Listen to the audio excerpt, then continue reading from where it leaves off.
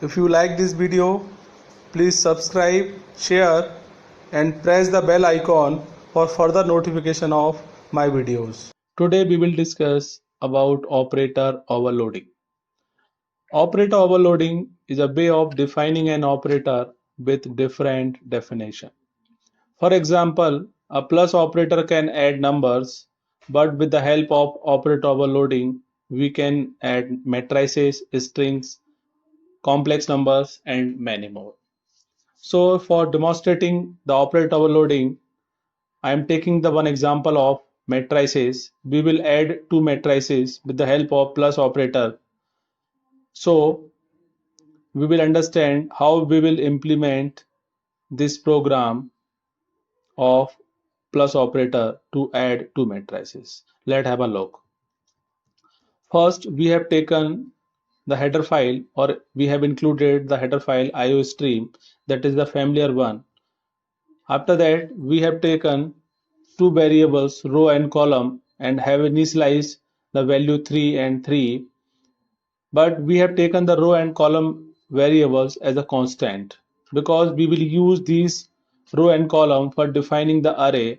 As we know, array are the static in nature, so we have taken these variables as a constant. After that, we are creating or declaring one class matrix, and under the matrix class we are taking one array a row and column. So this is a 3 by 3 matrix. Under the public access specifier, we are declaring three member functions: get matrix, show matrix, and the operator plus function for implementing for overloading the plus operator to add two matrices. Here you will see the definition or the declaration of the operator plus. We have used the matrix. So basically the matrix is the return type of the function operator plus, and we have passed one argument of class type, and we have closed the class by putting the semicolon in front of the curly braces. Now we need to implement these three functions one by one. So we have taken the function definition outside the class. So this is called the function definition outside the class. So for making the definition outside the class, what is the method? First, you need to write the return type of the function. So the void is the return type for the function get matrix. Now you need to write the name of the class, that is the matrix. After that, you need to put the scope resolution operator, and after that the name of the function. So under this function we have taken the one loop of I and another loop for j. So I for row and the j for column. Now we are taking the input of first matrix by putting the C in uh, like C in A of ij. So we are making the input for the matrix. Now we are having the definition for the show matrix.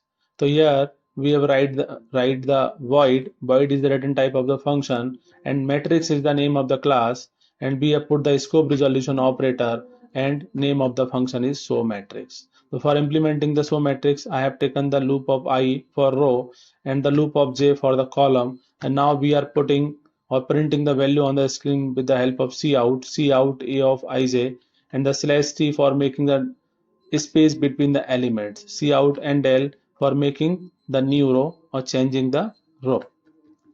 After that, we are implementing the operator plus function. Here you need to understand the definition how we have implemented.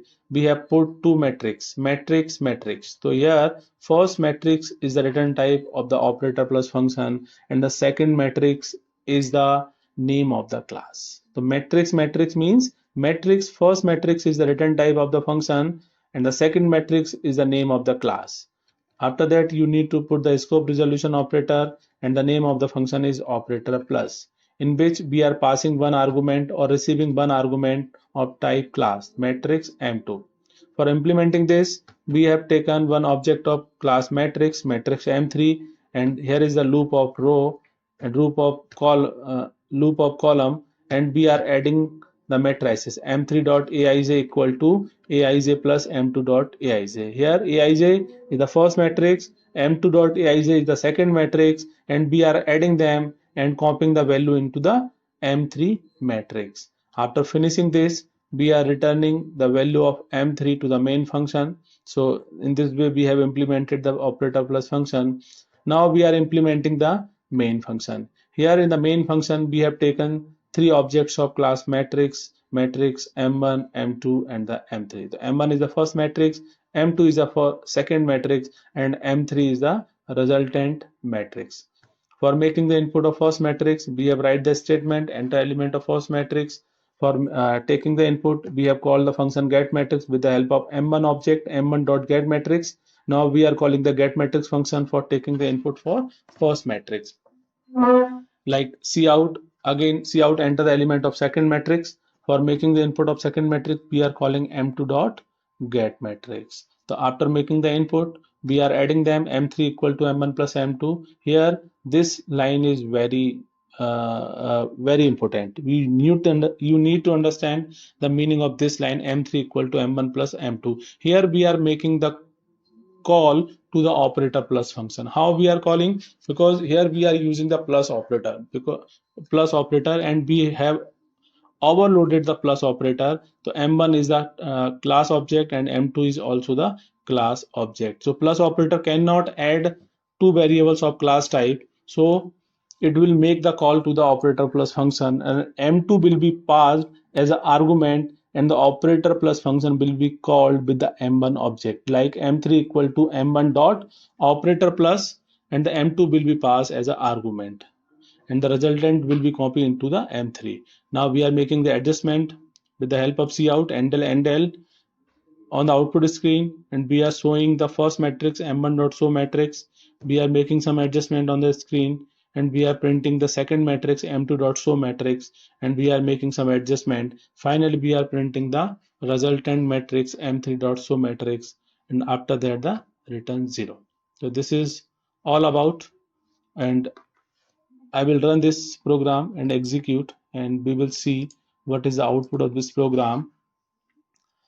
Now I have compiled the program, and here is the output. So enter element of first matrix. So I'm giving the input like 2, 2 for every element. You can take random values also, but I am giving the same values.